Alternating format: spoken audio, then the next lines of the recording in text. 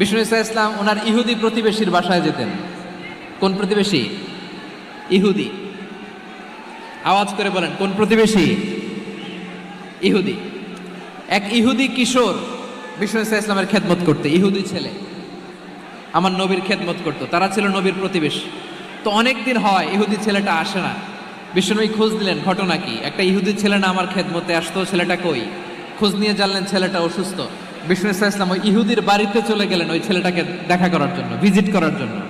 সুবহানাল্লাহ পড়বেন না? গেলেন, যে দেখে ইহুদি ছেলেটা মুমূর্ষ, যান যান যায় যায় ভাব, বিছানায় পড়ে আছে, তার বাবা দাঁড়ানো। বিশ্বনবী তার মাথার পাশে বসলেন, মাথায় হাত বুলিয়ে দিলেন, আর ছেলেটাকে বললেন, আসলিম, হে ইহুদি ছেলে, আসলিম, ইসলাম ধর্ম গ্রহণ করো। তো ছোট্ট ছেলে ভাবে আমরা ইহুদি, এখন ইসলাম ধর্ম গ্রহণ করলে আব্বা যদি